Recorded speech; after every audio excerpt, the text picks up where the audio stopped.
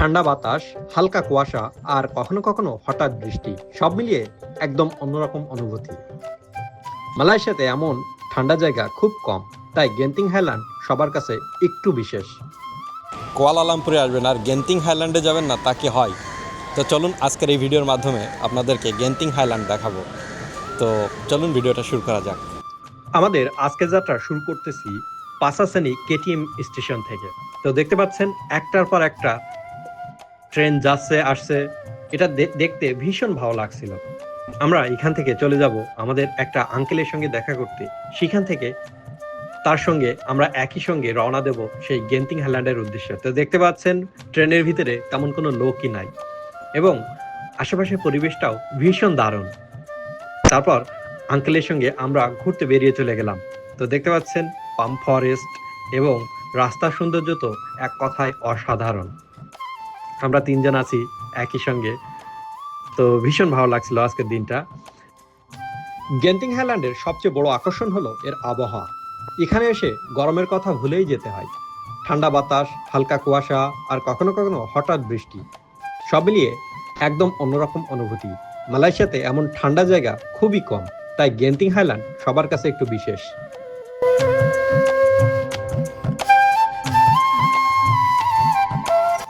রাস্তার দুপাশে ঘন জঙ্গল, পাহাড় বেয়ে উঠতে থাকা বাঁকানো রাস্তা আর একটু পর পর ঠান্ডা বাতাস সব মিলিয়ে মনে হয় আমি প্রতিদিনের জীবনের ক্লান্তি থেকে ধীরে ধীরে দূরে চলে যাচ্ছি। আর যদি আপনি কেবল কারে আসেন তাহলে নিচে তাকালে দেখবে ঘন সবুজ ঘন মেঘ আর পাহাড়ের গভীরতা। সেই মুহূর্তে শুধু একটা কথাই মাথায় আসবে, জীবনটা আসলেই সুন্দর।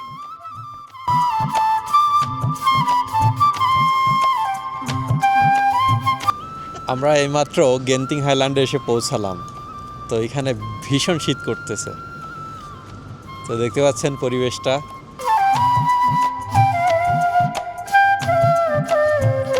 আসলে দারুণ। গেন্তিং হাইল্যান্ড, আপনি কুয়ালালামপুরে আসছেন ঘুরতে কিন্তু গেন্তিং হাইল্যান্ডে আসবেন না, সেটা কি হতে পারে? তো দেখছেন গেন্তিং হাইল্যান্ডের সৌন্দর্য। আসলে এত মেঘ, এত উপরে আছি, এখানে ভীষণ ঠান্ডা। কুয়ালালামপুর থেকে এখানে আসতে আপনার মাত্র 1.5 থেকে 2 ঘন্টা মতো সময় লাগতে পারে।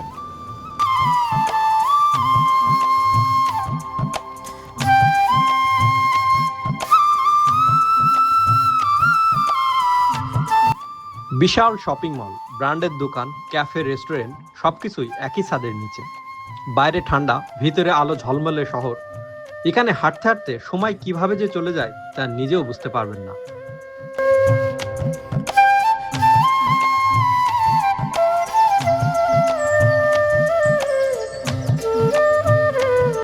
খাবারের কথা না বললেই নয়, এখানে আপনি পাবেন মালয়েশিয়ান, চাইনিজ, ইন্ডিয়ান আর ইন্টারন্যাশনাল খাবার। 1 কাপ গরম কফি আর হট চকলেট আর সামনে পাহাড় আর কুয়াশা, এই ছোট্ট ছোট্ট মুহূর্তগুলো ভ্রমণকে বড় করে তোলে। এখানে এসে মনে হয় জীবনে শুধু দৌড়ালেই হয় না, কখনো থেমে নিজের ভিতরের মানুষটার সাথেও কথা বলা দরকার। আমি এখন আছি গেন্তিং হাইল্যান্ডের চায়না টেম্পলে। তো দেখতে পাচ্ছেন আসলে দারুণ। এখানে না আসলেই আসলে অনেক কিছুই মিস হয়ে যায়। প্রকৃতি এতটাই সুন্দর, মুখে বলে শেষ করা যাবে না। দেখতে পাচ্ছেন কত সুন্দর দৃশ্য। এখান থেকে মেঘ কত সুন্দর দেখা যাচ্ছে, অসাধারণ একটা দৃশ্য। আসলে গেন্তিং হাইল্যান্ডের সৌন্দর্যই হচ্ছে এটা, অসাধারণ ভিউ। চায়না টেম্পলের এই জায়গাটিতে আসলে আপনার মনটা এমনিতেই ভালো হয়ে যাবে। খোলা আকাশ, খুব সুন্দর ঠান্ডা বাতাস এবং এখান থেকে পাহাড়ের যে সুন্দর সুন্দর দৃশ্যগুলো এখানে আপনাকে খুবই আকৃষ্ট করবে। তো দেখছেন অসাধারণ একটি জায়গা সেই গেন্তিং হাইল্যান্ড।